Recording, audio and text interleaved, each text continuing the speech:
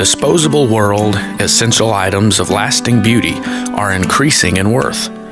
Experience the fulfillment of creating heirlooms for succeeding generations with your own hands.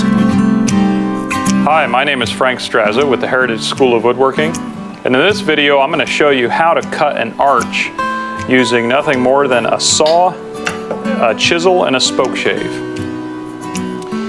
If you don't have access to a bandsaw, this is a great way to cut an arch. In this shelf here that I'm making, I want to incorporate an arch. It gives me strength out here, but it also gives me a lightened look. So I'm going to draw the arch in place. I'm going to start by coming up by about 5/8 of an inch, half an inch up. We can even find the center, which we can measure.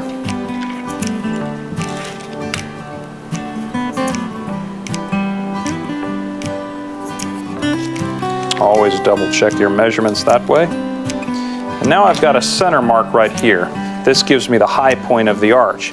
You can actually draw the arch with your hand like this. So I'm using my arm as an arc and just draw that on there. Now this may not be perfect, but you'd be surprised at how the spoke shave, which is the other tool we'll be using, will fare this curve.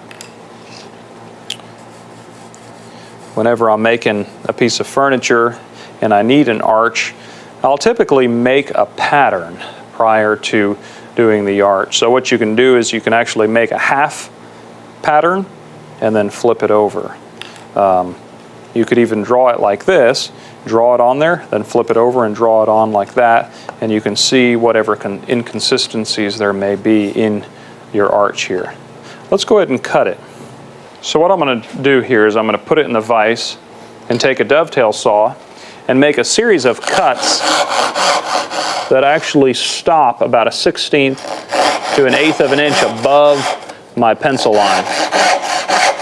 The cuts are spaced about every 3/4 to an inch apart, and what we're doing here is we're creating stop cuts.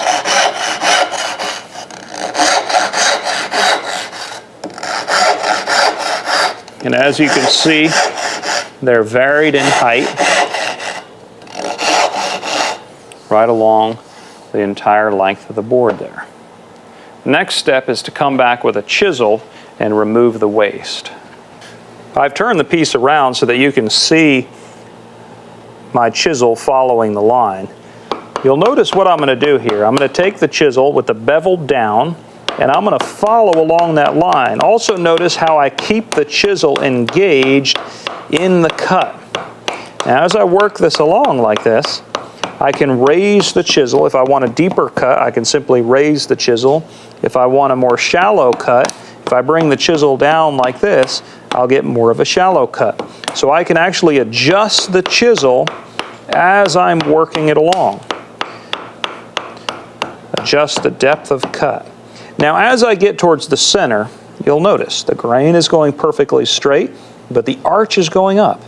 If I continued hitting the chisel like this, what would happen is it would actually split out right there and ruin my piece. So I'm going to come back from this side and work back this way. Again, adjusting the depth of cut by how much I raise or lower the chisel.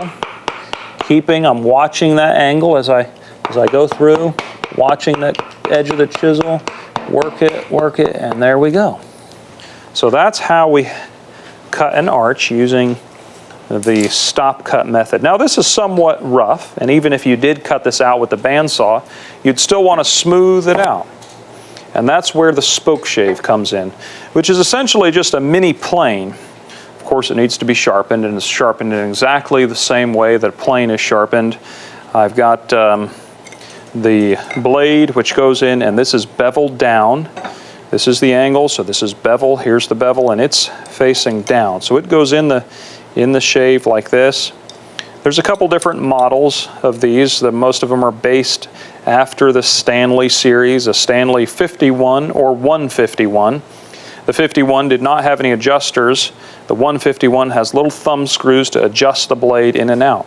The way I adjust it is I loosen the blade ever so slightly to where there's still tension on the blade, and I can push it with my thumb or my forefinger here and push it in and out and adjust it just right. Now that it's nice, I tighten this down. Let's go ahead and start shaping this with the spoke shave. The way to hold it is one finger here, one finger there. Your thumbs go right up at the top, and you can actually skew it like this. Now it's set a little aggressive. I'm going to back the blade off just a little bit to where barely any is coming off. Now let's try it from this side. Again, I've got to work from the top down to the center. And we just smooth that curve right out. Great thing about a spoke shave is you can use it for fairing the curves on a cabriolet. You can use it for shaping the curves on any sort of headboard or even the back of a violin. You can use it for shaping the curve on the back of a violin. So this technique is very useful. You can also pull it towards you, just like so. And we can use it for cutting the edges, that is rounding the edges just slightly, like this. Again, working from the top down to the center. And now let's check it. Let's look and see how fair this curve is. We'll put it on here like this, line it up, and we'll mark it. So I'm going to mark it like this. Then I'll take it and flip it over, just like so. Again, lining it up with the shoulders. And you can see that it is almost perfect. And there we have it. We've got our arch that's mirrored on both sides, and we're ready to cut our second arch.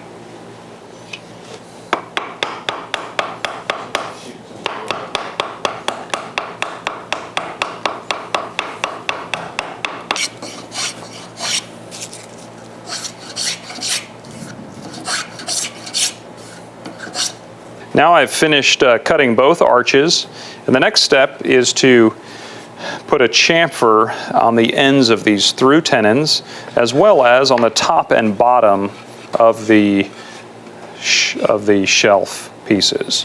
So we'll cut a chamfer on there, we'll cut a chamfer on the end of the tenons, and we'll clean up all of our parts with a hand plane prior to final assembly, dry fitting, and then glue up.